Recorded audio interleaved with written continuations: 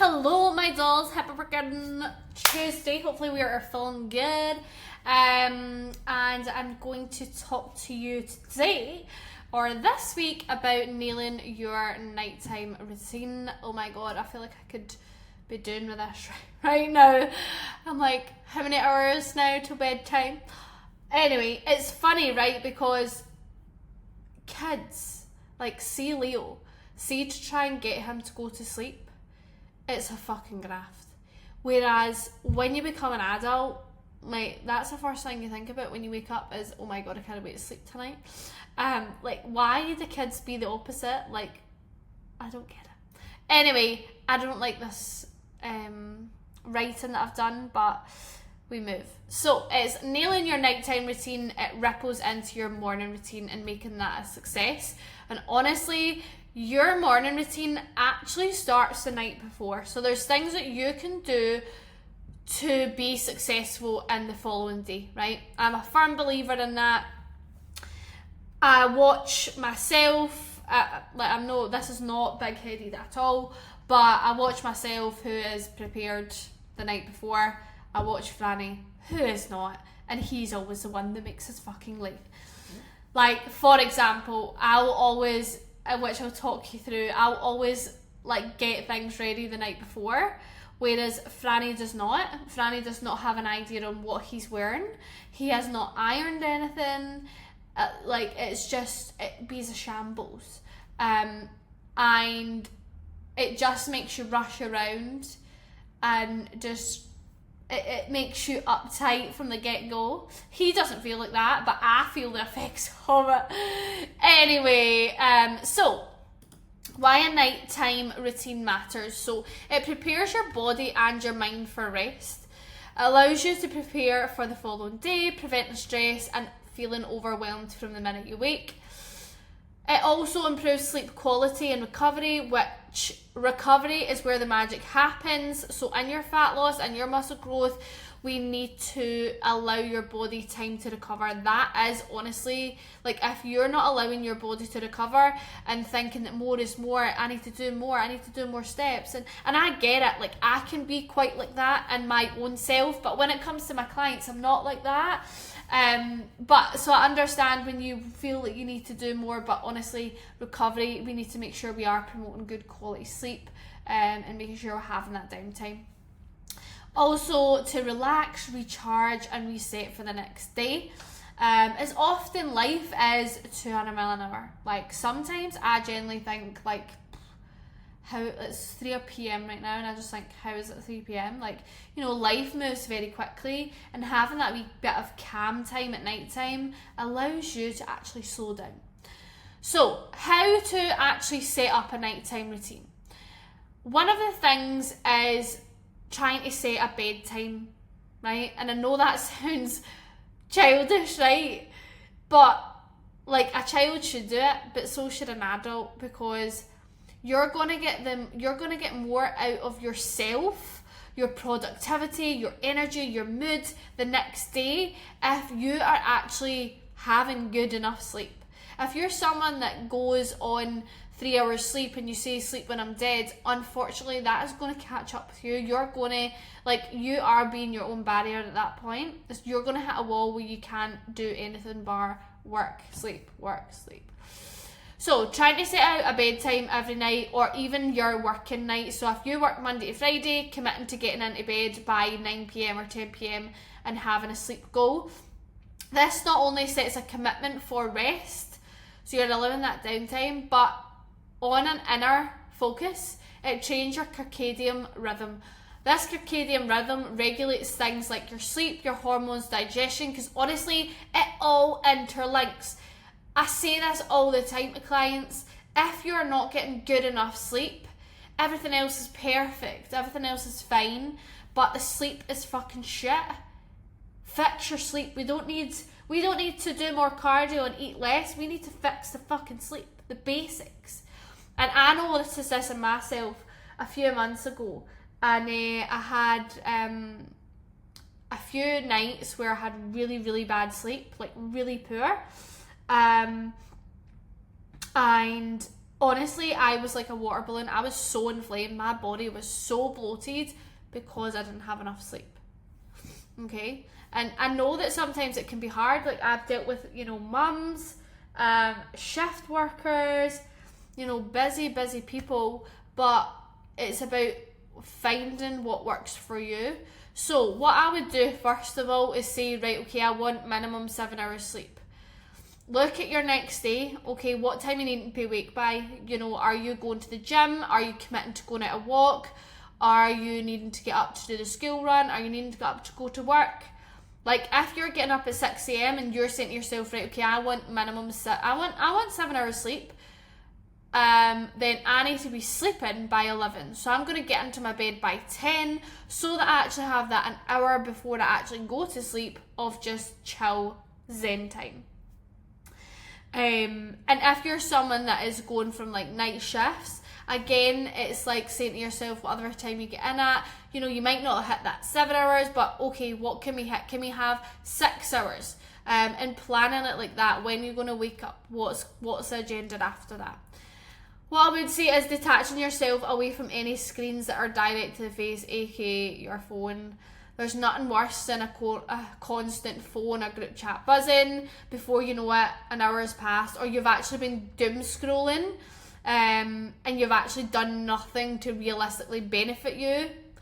So sitting on your phone is realistically not going to benefit you in the slightest. Yeah, you can maybe talk to your friends and all that, amazing, but that conversation can go tomorrow when you're feeling fresh. And that's something that I've had to learn, especially coming over here and being in a different time zone, is that sometimes conversations don't need to end at that night. It can carry on to the next day. So if you miss that reply because you fell asleep, then that's okay. One thing that I've done for years and years and years, and I fucking swear by this, is do not disturb. I put my do not disturb on at a certain point every night, and I will very rarely go back on my phone after that. I might go on it on the off chance, but highly unlikely. How to actually relax. It's funny because this is something I do actually struggle with. I'm not gonna lie, but I do find calmness in this point of the day. So I get it, like relaxing is so hard when you're a busy person with ants in your pants, and this is me. But this is a quiet time that we should look forward to, where in your day, everything stops. We slow down, we enjoy the no work, the no chores, the no gym, no meals, no dishes, just sitting in bed before you're about to actually go to sleep. And it's funny because on Sunday I'm really bad for sitting in my arse. It makes me fucking uptight. But on Sunday I went out, so I woke up at like 4:45, drove to 30 minutes because I wanted to cycle at a certain place in Dubai. Cycled for an hour and a half, drove back, came in, put my food on, put a washing on, like all these things. Tidied up, but Franny was like, please stop down, you're making me anxious. So I get it. Sometimes I think that we put so much pressure on ourselves to be go all the time, but honestly we do need to sometimes sit and do nothing, and this is your perfect time to do it. So I see bedtime I see bedtime as the time of peace. Like, that's something I genuinely do look forward to in every single day, because it is a time and a place where there's no rush. There's some things that I do to make it even better.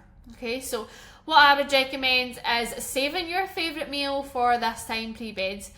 I like to call it a snack bowl, and that's something that me and Franny look forward to. He always is like, you want to get the snack bowls ready? I no bother. But I have trust issues when it comes to food. No, I'm just joking. But some people might have the ice cream thing. Some people might have a yogurt bowl. Some people might have toast and tea. Like, saving the thing that you look forward to the most, or a bit of chocolate. Mine's is Coke Zero, always, a bowl of skinny popcorn, and some blueberries right now. It was grapes not long ago, but I'm on the blueberries because they are fucking banging right now. And sometimes I might have a wee square of dark chocolate, depending on what I have left. But that's the time where I like to sit and eat snacks. I like to put something on the TV that's light-hearted, and I just chill out. I don't talk to anyone, and I just sit there. I talk to Franny, obviously. I do this every night. PG's on, snack bowl, and do not disturb. I also have a habit of, I've got this special memory foam, so it's a memory foam pillow. It doesn't have a pillowcase, not allowed. It's always cold, and I'll always sleep with that under my head, and I'll sleep with a pillow in between my legs. Like, that is my go-to to make sure I have a good night's sleep. So you might have hit us up with some of the things that you do to make sure that you have a good sleep. And Franny always he gets so annoyed because he's like, put a pillow sheet on that, and I'm like, no, like, I need the coldness. So yeah, these are wee things. A pre-bed routine, so also how I set myself up for success before I actually step into bed is setting up my next day, right? And this just allows a calmer morning, stress-free, less rushing around, because all that does is that raises that cortisol hormone, which we need to have. We have cortisol hormone in our body, right? And that, you know, it sits at a baseline. But if we are doing things to make it more stressy when actually we can control them, then you're just making your body stressed out for no reason. So as it says here, if you can control something by just doing things a wee bit better, and you have the power to do it, then do it.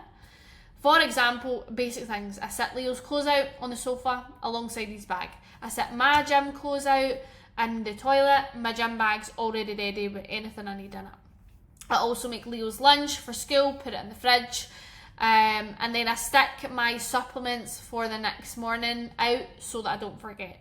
Small things, like they're basic things, small things making life easier, and they're so overlooked. Like that, literally all of them together takes me 5 minutes. No, not long. And I can have my dinner on and be doing that at the same time. Other things and other ways that you might find beneficial on how to actually relax. So that it's about your environment. When it comes to sleep, it's your environment. So maybe you're someone that likes like blackout curtains, maybe a face mask. That these allow you to actually go into, you know, promoting good sleep. But other things might be like meditation. Meditation is not like this. Well, it can be like that, but meditation is just simply closing your eyes for 5 minutes, focusing on your breathing, and just thinking about nothing else. Going into then, you could do this lying down in your bed, and then you are chilled out. There was me doing meditation there. Reading or doing a journal, gratitude, maybe a herbal tea, like a sleepy one, I don't know, like peppermint tea, green tea, that kind of vibe. As I said, your favourite snack or meal, current TV series you're watching, or maybe a light-hearted film, having a nice fresh shower, or maybe it's like putting nice calming music on. So as I say, it's like, you know, your nighttime routine is just as important as your morning. Your morning starts at the night time, and then it just rolls in like that. And as I say, when you start implementing these wee basic things and prioritising them more, they just become a habit, and they just be something that you look forward to actually slow down. Because life is not always about, I read a quote and I said to Rebecca last night about it, but it's a quote I saw the other day there, and it was, don't live life to survive, live life to thrive. So that's something to remember when you feel like you're overworked, or you just need to slow down and just enjoy these wee slow, still moments. What is something that you do to help you zen out or help you relax at night? As I said here, find what calms you. You could be totally different to what I say, but these are just things that might help you. And saying that small habits built with consistency, better sleep, better energy, is going to equal a healthier and happier you. You're going to get more out of the next day knowing that you've actually made it less stressful, better sleep. Okay? If you have any, if you just want to debate about it, holla at me. But happy Tuesday, guys.